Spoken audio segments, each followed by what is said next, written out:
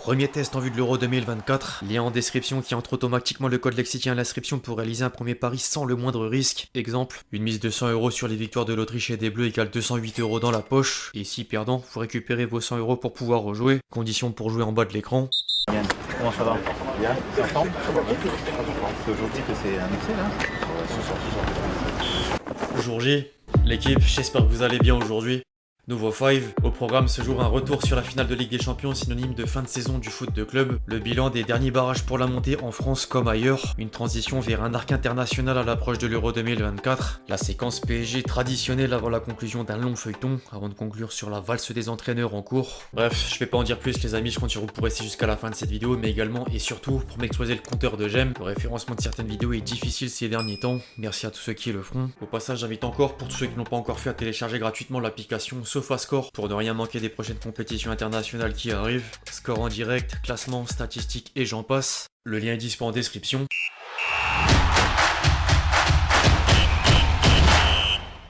Certains observateurs leur prévoyaient une saison difficile, Benzema pas vraiment remplacé, plusieurs blessures graves, dont Courtois là-bas ou encore Militao, Tchouaméni repositionné défenseur central, Camavinga latéral droit, et pourtant, à la fin, le Real Madrid reste intouchable. Les hommes d'Ancelotti sont venus à bout de Dortmund pour rafler un 15e sacre historique. La presse européenne s'assoit encore devant le meilleur club du monde et finira presque par manquer de compliments tant la Maison Blanche est une machine à gagner. Les quotidiens madrilènes ont immortalisé l'événement pendant 48 heures comme As qui placardait quelques clichés du lendemain de fête au sein de la capitale espagnole. En parallèle, les journalistes font une fixette individuelle et deux hommes apparaissaient au premier plan du côté de l'Allemagne. Kroos jouait un ultime match sous la tunique blanche de la même manière que Reus en jaune et noir. L'un raccrochera les grands points à l'issue de l'Euro 2024, l'autre pourrait vivre une dernière aventure. L'attaquant du BVB a entamé des discussions avec le Los Angeles Galaxy et semble parti vers une escale en MLS. Affaire à suivre. Le dénouement de la meilleure des compétitions livre également un premier verdict sur les distinctions personnelles. L'UEFA a révélé l'équipe de la saison en Ligue des Champions et les supporters parisiens relèveront la présence de Vitinha, mais 4 Madrilènes le composent, dont Bellingham est le meilleur jeune et Vinicius meilleur joueur. Tout le monde commence à s'accorder sur l'identité du prochain ballon d'or, jusqu'à Benzema en personne. Le Brésilien s'est démarqué dans les grands rendez-vous, dont la finale, et le doublé Ligue des Champions lui donne déjà le statut de favori. En dehors de la finale de Ligue des Champions, les barrages pour la montée font des heureux.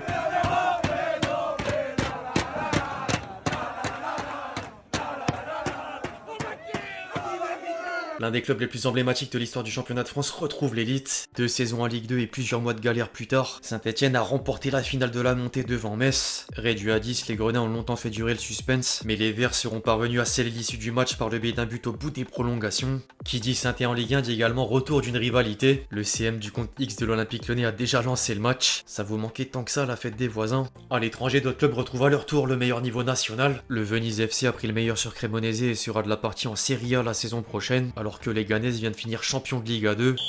Le foot de club peut désormais laisser place au foot international. Le coup d'envoi de l'Euro 2024 retentira dans 10 jours et l'équipe de France s'apprête à effectuer 2 tests en amical, dont le Luxembourg à Metz mercredi et le Canada à Bordeaux dimanche. Les 3 derniers éléments manquants que sont Tchouaméni, Camavinga et Ferland Mendy rejoindront a priori leurs coéquipiers avant le premier match. Le temps de récupérer un minimum quand même. La préparation version Deschamps peut parfois faire mal, comme en attestent les réactions des 3 Parisiens derrière Grisier et Thuram. En parallèle, les nouveaux donnaient leur premier ressenti en conférence de presse, à commencer par Barcola. C'est une fierté de venir ici, tout se passe bien, j'étais très bien accueilli. C'est vrai que je voyais le château de l'extérieur avant et maintenant, de devant, ça fait plaisir. Si je suis ici, c'est que je le mérite, je vais aborder ça tranquillement. Je regardais souvent les vidéos pour voir l'ambiance en bleu et j'ai vraiment pas été surpris. Tout le monde est content d'être là. Kanté était d'une autre part plutôt dans la joie des retrouvailles. Retrouver la camaraderie française, les coéquipiers et les maillots, je prends beaucoup de plaisir à être de retour. J'étais conscient que ça allait être compliqué mais j'avais confiance en moi. Je l'ai su à la dernière minute, j'ai cru que ça n'allait pas se faire. Quand j'ai eu la nouvelle, j'étais content et c'est le travail d'une bonne saison. Au passage, NJ avait un mot pour celui avec qui il formait la paire. À une époque, lors de mes dernières sélections, il était encore là. On lui souhaite de revenir le mieux possible au vu de sa situation. Je dirais pas qu'il me manque sur le terrain car j'ai pas encore joué récemment en équipe de France, mais pour la personne qu'il est, ce qu'il représentait pour le groupe, au château ça fait de la nostalgie, notamment quand on passe devant sa chambre. Je lui souhaite le meilleur pour la suite. Outre l'équipe de France A aujourd'hui, Thierry Henry dévoilait la liste de l'équipe de France pour les Jeux Olympiques. Le sélectionneur des Bleus s'est contenté d'une pré-liste au vu du flou autour des joueurs disponibles disponibles, et la première surprise s'appelle Lacazette. En parallèle sont remarquées les présélections de Michael Olise et de la doublette parisienne Barcola-Zahir Emery, aka les deux seuls joueurs pour l'instant à enchaîner les deux compétitions Euro 2024, JO. Rien n'est encore acté à 100%, mais Thierry Henry disait à quel point l'exercice est difficile en conférence de presse. C'est la liste la moins virtuelle, ça peut évoluer jusqu'au 3 juillet, ce sont les clubs qui ont le pouvoir pour dire oui ou non. On a pris 2 noms il y a 25 minutes, c'était pour des joueurs de plus de 23 ans. Il y aura 3 joueurs de plus de 23 ans, mais je pouvais pas vous en dire plus. Tu peux rien demander aux clubs parce qu'ils sont dans leurs droits, c'est une pré-liste, je remercie les clubs qui ont dit oui. Concernant Mbappé, la réponse du sélectionneur laisse planer le doute. Tu ne tires pas de trait dans l'histoire, la liste peut évoluer et tout est ouvert, mais il faut bien donner une liste. En fait, y a pas de discussion. Tu viens, tu demandes, on te dit non, et tu repars. Les gens que vous voyez pas, c'est des noms de clubs. La dernière fois que j'ai eu autant de rejets, c'était au collège. Les personnes avec lesquelles j'ai parlé ont été très directes. Oui. En parlant de Mbappé, le moment tant attendu est enfin arrivé. Chronologiquement, ce jour, le Kicks a enlevé la mention PSG en bio Insta. Des écrans géants en effigie de la star tricolore sont apparus à Madrid.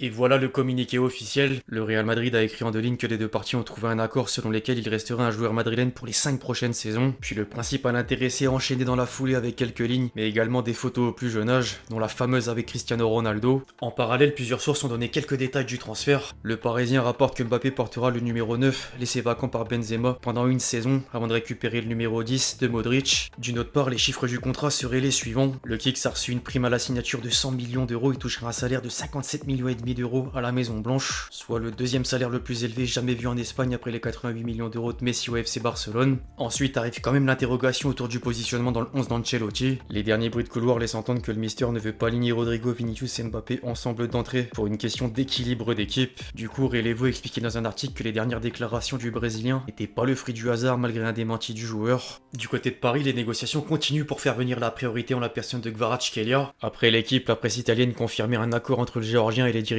parisiens, mais Naples reste un problème de taille dans l'équation. De Laurentiis souffle le chaud et le froid entre une demande de 130 millions d'euros et une décision de retenir le joueur. En parallèle, une source anglaise a inclus le PSG dans les clubs intéressés par Benjamin Sesko, en plus d'ajouter une information sur le président napolitain qui ne vendra pas et Osimhen et Kvaratskhelia. La tâche s'annonce encore difficile pour la bande à Nasser Al-Khelaifi. D'ailleurs, samedi, jour de finale de Ligue des Champions, le président parisien était présent au dernier meeting du comité exécutif de l'ECA et une question lui permettait de remettre en perspective la nouvelle orientation du club de la capitale, construire un collectif avec un grand entraîneur, Luis Enrique. Nous avons fait une grande saison, avec seulement 2 défaites à la fin qui nous ont empêché d'atteindre la finale. La saison a été meilleure que prévu, c'est une nouvelle ère pour nous. Nous sommes très reconnaissants envers Messi, Neymar et Mbappé pour tout ce qu'ils ont offert au club. Je leur souhaite le meilleur dans leur club respectif, mais en tant que club, la star, c'est le collectif. Les premières discussions auraient justement démarré pour la prolongation de l'entraîneur parisien. Sportzone stipule que Lucho a totalement convaincu en interne, et le dossier est déjà dans les tuyaux depuis quelques semaines.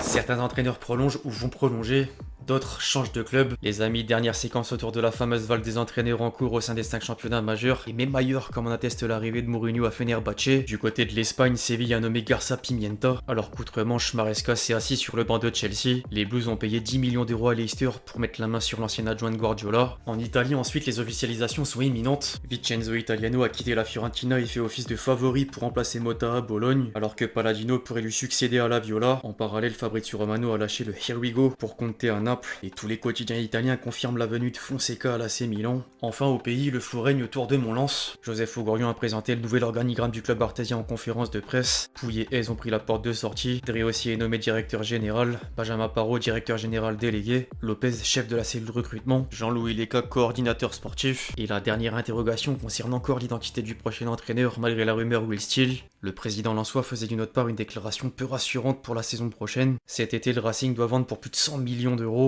Bref, l'équipe, c'est tout pour le five du jour. J'espère vraiment qu'il vous a plu. Je compte sur vous si c'est le cas pour lâcher votre meilleur j'aime, comme d'habitude. N'hésitez pas à réagir dans les commentaires sur tous les sujets qu'on a pu traiter aujourd'hui. Puis d'ici là, on se retrouve très vite sur la chaîne pour de nouvelles vidéos. C'était Lexti. Ciao, ciao.